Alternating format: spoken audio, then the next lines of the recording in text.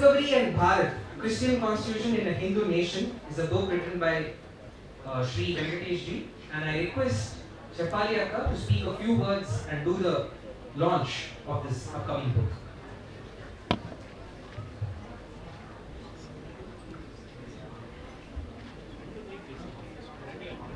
It's a great honor for me to do this, to unveil the cover of Venkatesh's new book.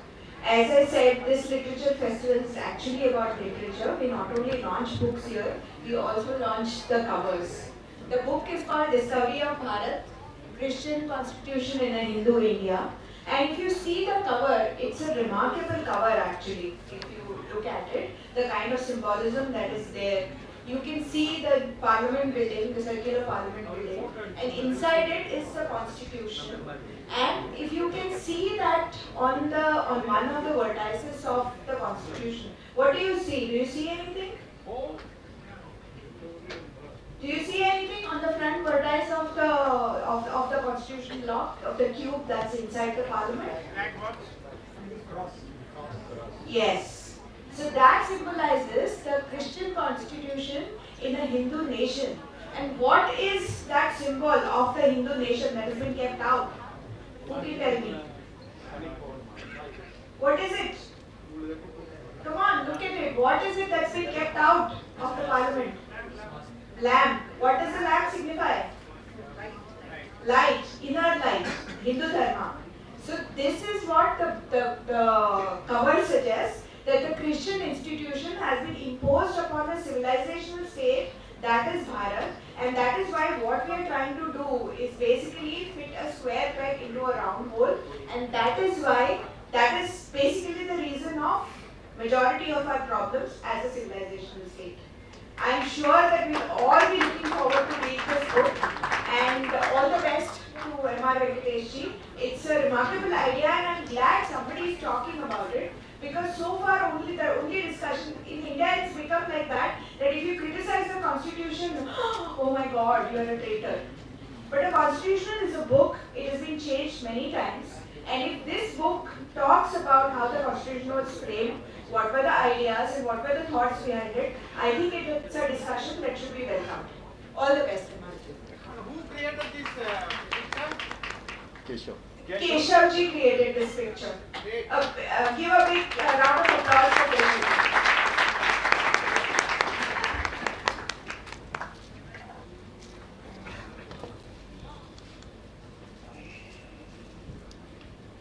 It took him almost 1.5 years to actually come out with this concept. Almost 20 designs were made before we zeroed in on this. And I must thank Keshav ji for a painstaking effort. Thank you. Okay, start. Okay. I don't know if this is working. Is this working? Am I audible? You can take this.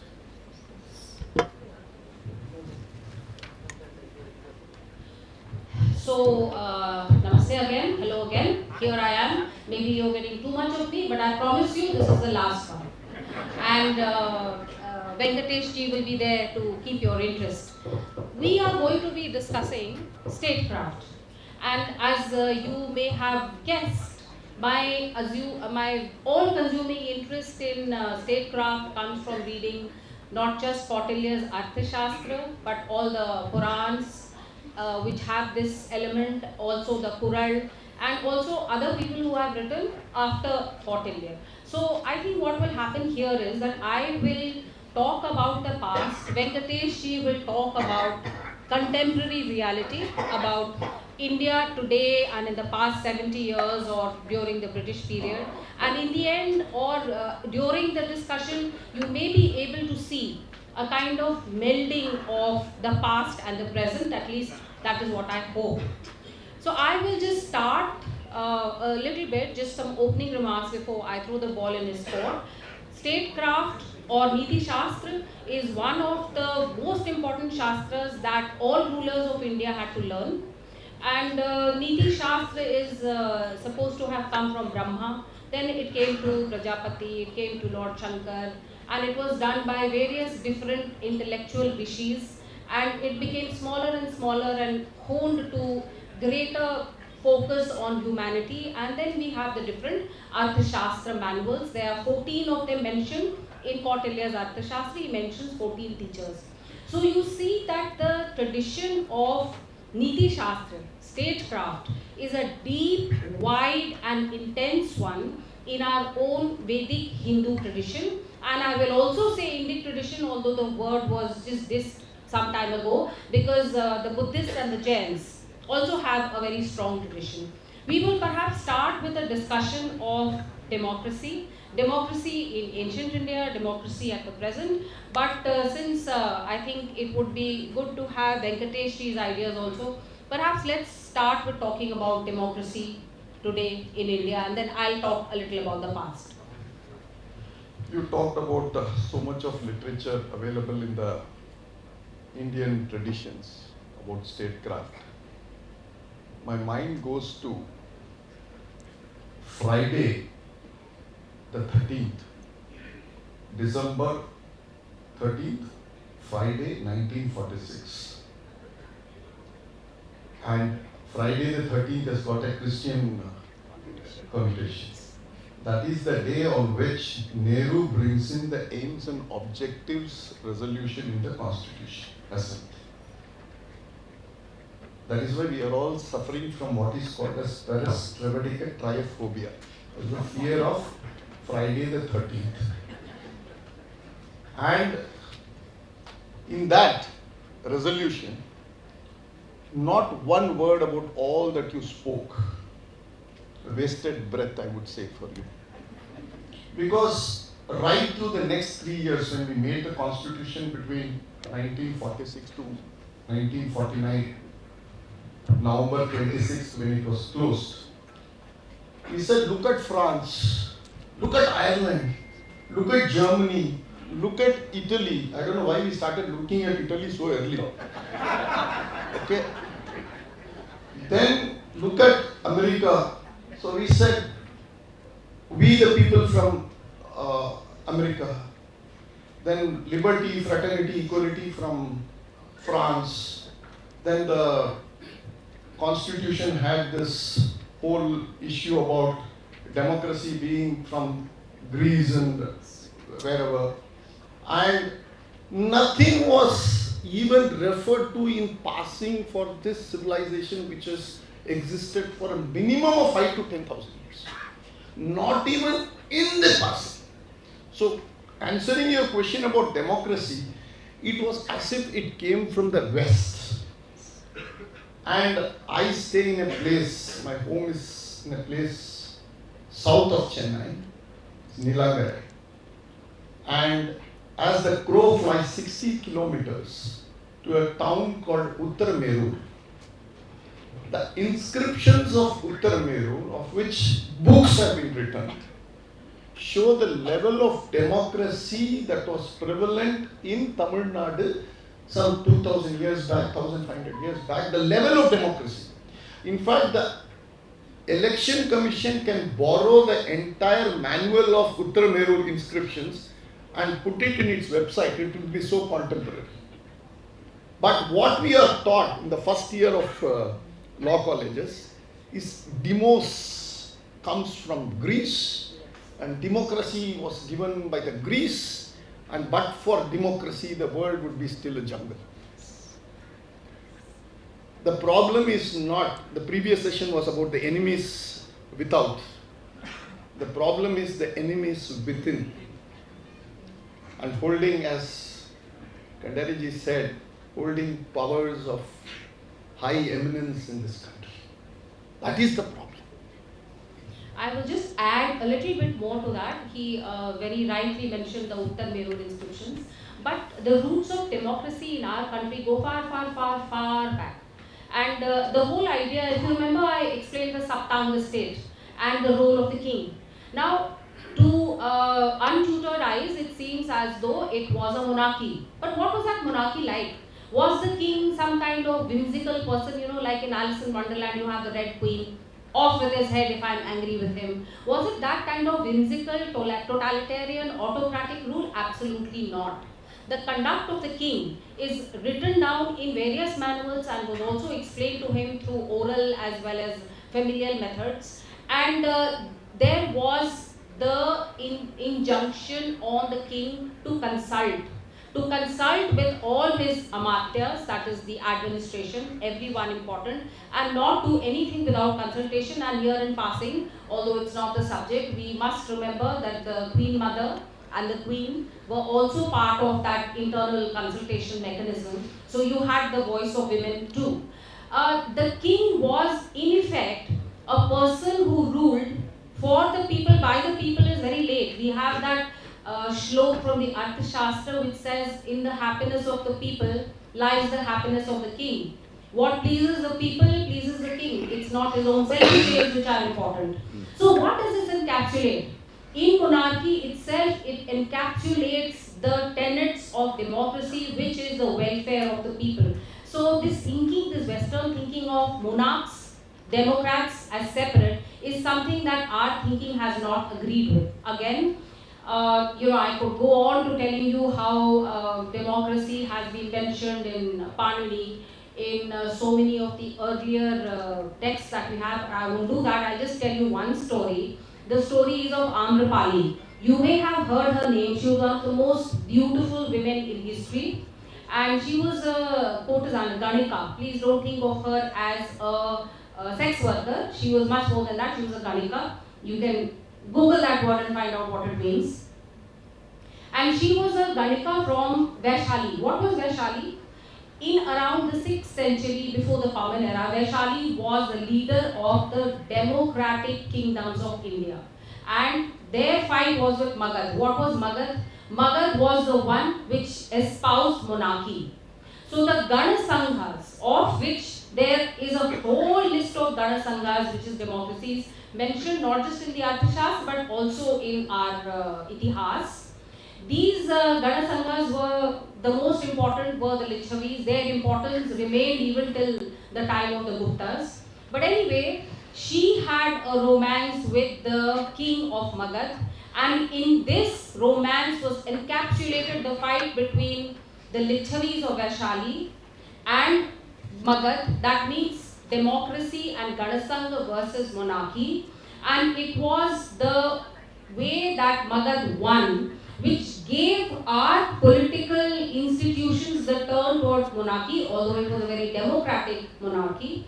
Otherwise, Gana Sanghas, where people were chosen from the tribe itself and together ran the tribe, ran the kingdom, was a very important institution in ancient India. So all this stuff about democracy coming from outside is absolute nonsense.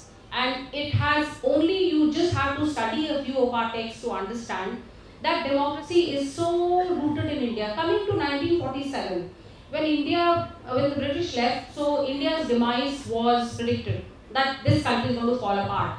How come all of us adopted and adapted to voting and to this kind of setup so quickly, so easily? What was it? That's because this kind of voice of the people is in our very genes. So that is something that is food for thought. And now moving on, maybe you would like to give us some contemporary ideas about the constitution, maybe from your book, and this whole idea of a Christian constitution in a Hindu nation, and then we'll go back to discussing statecraft a bit. Thank you. When the British left, yesterday was the 150th birth anniversary of Sardar Patel. And when the British left, there were around 565 states, princely states. So if ladies can pardon me, India looked like a rava dosa, torn in between, perforated and looked completely broken and had no shape or size. And it was to the eternal credit of Sardar Patel that he brought 565 Sanatanans and welded into a nation. That is politically, not otherwise. Politically, he gave a contour and he brought it all together. and of which two, Junagadh and Hyderabad, played trot, and he had to raise his little finger and flex it to bring them online. That's part of history. But the point is, none of the kings or any Hindu Raja, Maharajas, had a problem aligning with India. The accession document, if you see, it's very uniform. It is as simple as a rental agreement between a landlord and a tenant. You know, I'm giving my whole samsthanam to this country and I'm aligning. The reason for that, despite the fact that there were several tumultuous happenings in the political sphere, the sociological order was by and large preserved. The society was well and truly preserved for a variety of reasons. And I ask always a question, that nation was so predominant, that Bharatvarsha was so predominant, that coming from deep south, nobody took a sankalpa. The Bharatavarsha Bharatkhande is the sankalpa that we took. Never we said Chola Rajya, Kanishka Rajya, Harshavardhana Rajya. Okay? We always said Bharatavarsha Bharatkhande, and for me, the Kedarnath is as important as Tirunal. And Ma Kali at Calcutta is as important as Ma Meenakshi. So this was what welded the nation into, the geography into a nation. And with just 25 or 30 such small kingdoms, which were predominantly Catholic and Protestant in Germany, speaking the same language, Bismarck found it difficult to make Germany out of it. Now think about it like what we are. Broken into several languages, several difficult geographies, customs, religion. To weld it into one political unity, it just took 2 to 3 years. And that 2 to 3 years was predominantly because two people played truant. One was the Nizam of Hyderabad, and one was, of course, Sheikh Abdullah. And both were not following the Indic traditions. And see how we welded it. And that is why I find it amusing when people say that nobody says, India tere tukde tukde kar denge. Bharat tere tukde honge. Inshallah, inshallah. March, December 2016, that was the famous statement made in Jawaharlal Nehru University. And Nehru himself, in the Tryst of Destiny speech, says the soul of a nation long suppressed will finally find its utterances. He sees this as a nation. Nehru, who is supposed to be an agnostic, Who was discovering India. Discovering India, and who in Discovery of India says there is nothing called a soul, nothing called a nation, on 15th of August himself becomes a convert and says and plays rich obeisance to this country, this nation, and the soul of this nation. So to put this nation into some box and box it and try to define it in the Westphalian sense or the Western sense or the American idioms is going to be extremely difficult unless we start speaking in Indian idioms and Indian languages. And for starters, you asked me about my book. I have said that it must be written in any language but English. When you rewrite, you start writing in Tamil, Kannada, Urdu, any Indian language, I have no problem. But when you write it in Indian language, you will be able to focus on words like Dharma, Karma, all these things which have got absolute resonance with the audience. You will become Bharatiyas. You have seen that movie, no? That multiple personality disorder of Onion, where he suffers from, we Indians suffer from multiple personality disorders. So we are Indians when we speak in English, and we become Bharatiyas when we speak in Tamil or Marathi or Kannada. So we are constantly trying to find our identity. And this is where I think I pitched in my book as to why we are duty bound for the next generation. We are duty bound to the next generation to rewrite the constitution. So very interesting that you said that, Venkatesh ji. Pankaj ji also mentioned the centrality of unity, not unity in diversity, but diversity in unity. I think the same ideas are getting echoed over here. So in this too, we can see that all of us go back to the same substratum. The topic of this particular discussion between us is statecraft. So I will go back to a bit of statecraft and talk about statecraft in the sense of how states come into being. So you have the Hobbesian bargain where you give up your freedom for security. What is the Indian idea? Why did a state come into being? So the Indian idea is much more welfare in it. It is to save the weak from Matsya Nyaya. The big fish should not eat the small fish. That is why you have to have somebody who can wield the dand. And the dand here means justice rather than just the army. The dand is in the concept of justice, and it was very much in the news with the Sengol. And I remember writing a lot about it, both from the Arthashastr and from the Quran, where the ideas of dand and the Sengol and justice are all the same. So our statecraft is based on the welfare of people. What is Western statecraft based on? One very famous book is The Prince by Machiavelli. This is, there's a misnomer that Kautilya was the Machiavelli of India. This was said first by Max Weber, echoed by just like Shakespeare is the... no, Kalidas is the Shakespeare. Yes, yeah. Absolutely ridiculous way of putting it. Yes. So, in the Western ideas of kingship and sovereignty, it's all about power grab. It's all about control. It's all about ownership of that piece of land. And states came into being, according to many theoreticians such as Michel Foucault, when people became, there was a critical mass of population, there was some technology increase, and people refused to accept the sovereignty of the prince as the owner of everything. And they did some kind of negotiation, and the modern state came into being, the Westphalian state as you were mentioning. For us, it's not like that.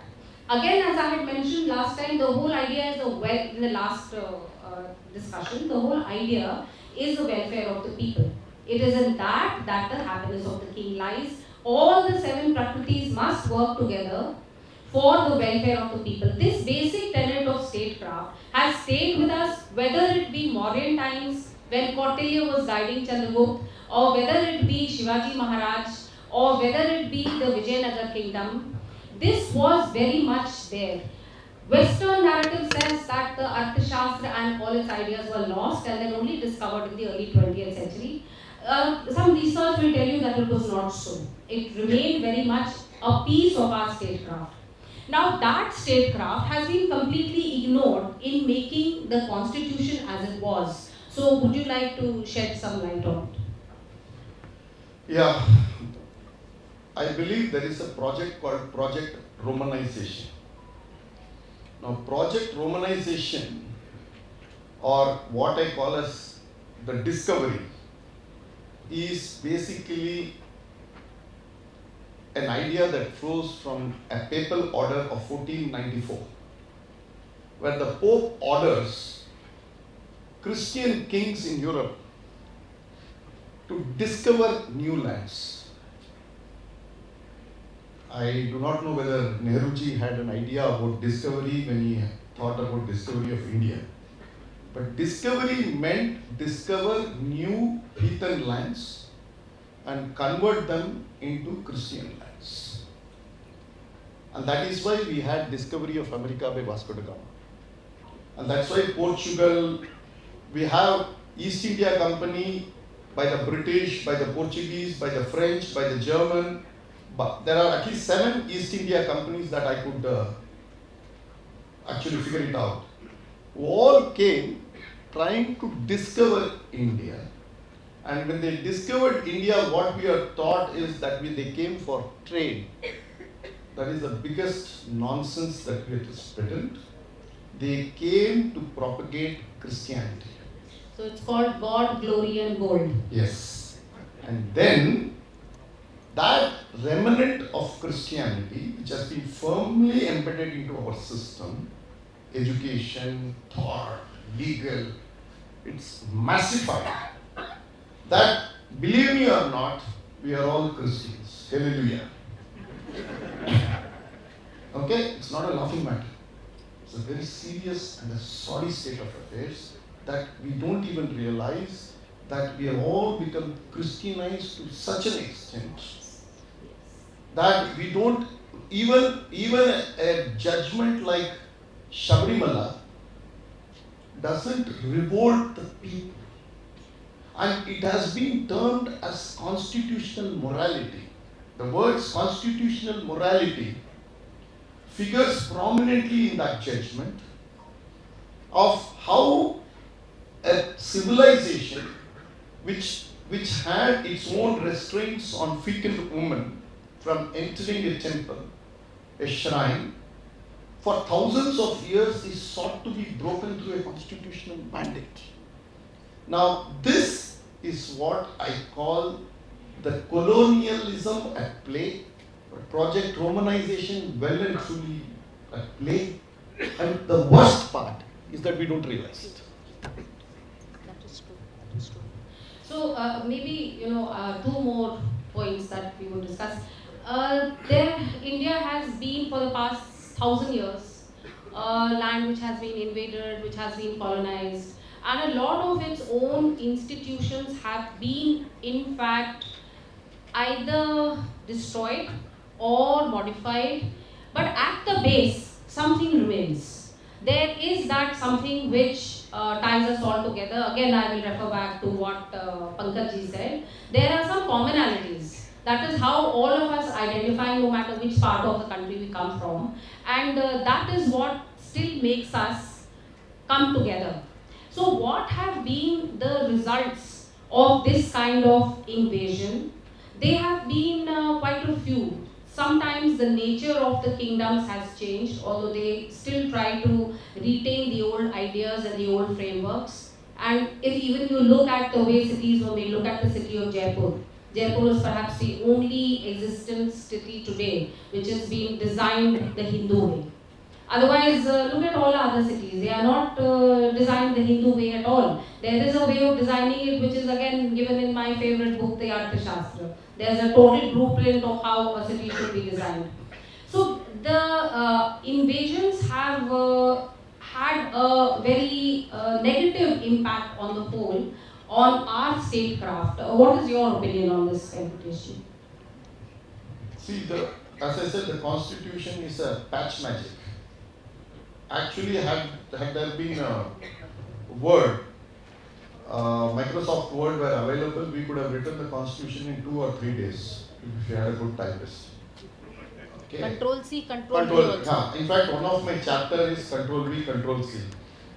Because if you take the 1935 Act, and I have done that on purpose, 1935 Act I have quoted verbatim on left hand side and the constitution on the right hand side. Yes. It mirrors word for word, except that there has been some changes, like the president now was the formerly was called the Governor General, now it is the president.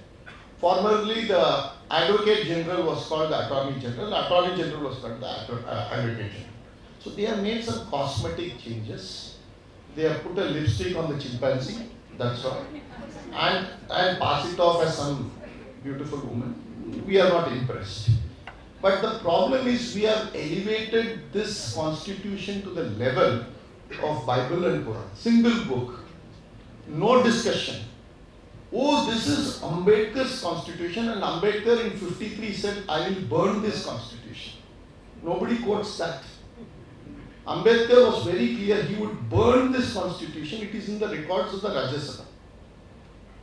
Now, unfortunately, what is happening is we are stemming all debates on the constitution across political lines. On this, I find almost a near perfect unity amongst politicians that the constitution should not be disturbed.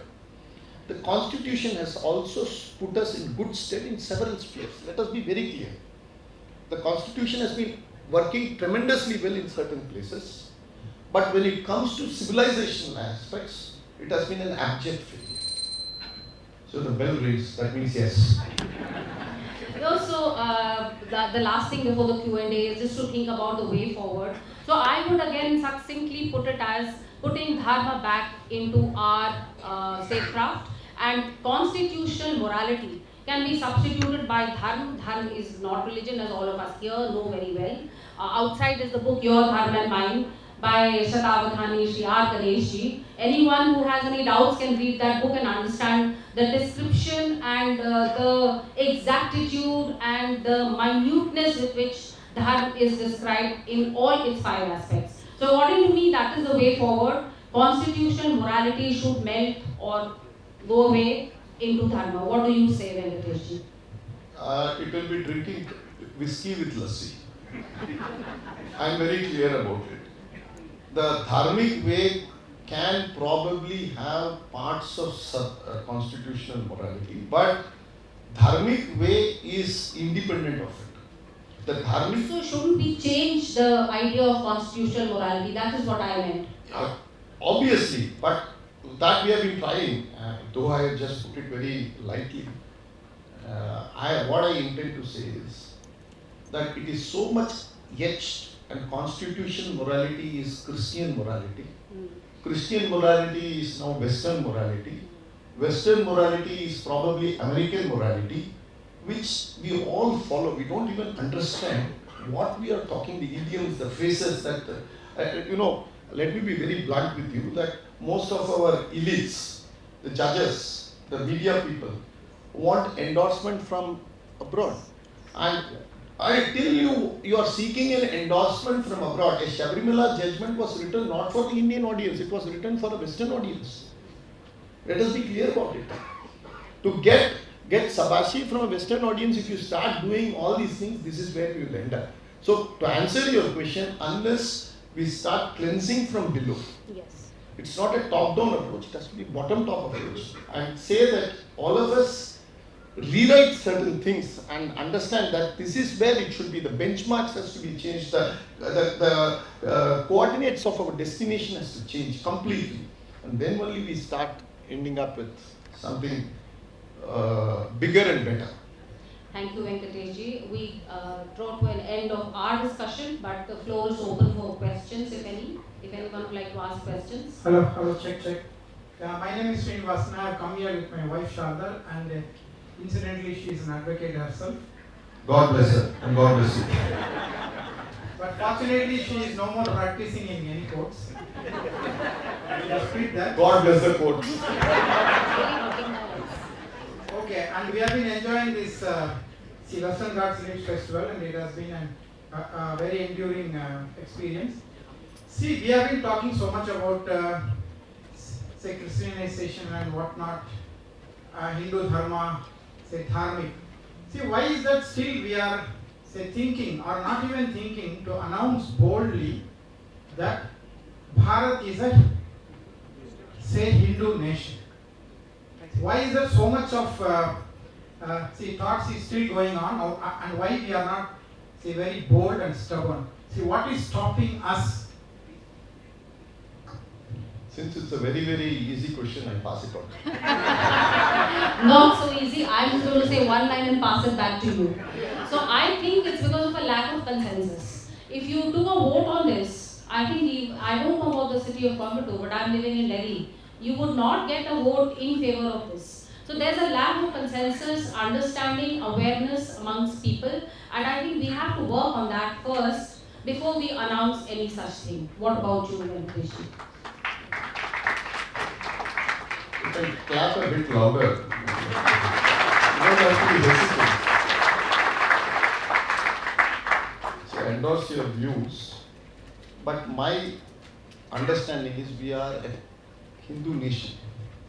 Let us not have that doubt. What we have a doubt is whether the constitution adheres to the needs of a Hindu nation. There are two different things. We are a Hindu society, we are a Hindu nation, and we have all the trappings of a Hindu nation. Of course, it has its own challenges, problems, it has 1,000 years of history, psychologically it has a problem. So many things are there. But let us not say we are a cosmopolitan society or a leftist society or society which is denuding itself of its Hindu past. Or secular. But we are, sir, let us be clear, we are a Hindu nation. We have not made the declaration. But where do you want to declare, let me know. Constitution. So read my book and distribute it.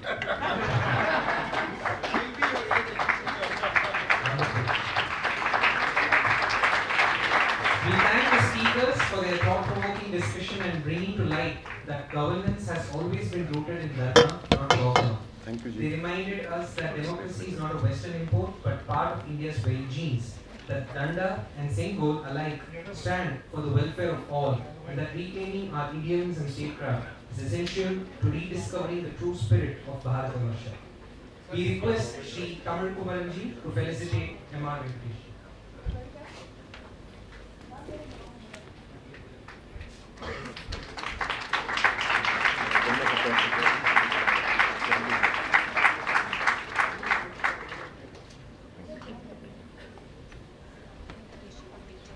Excuse me, one picture please.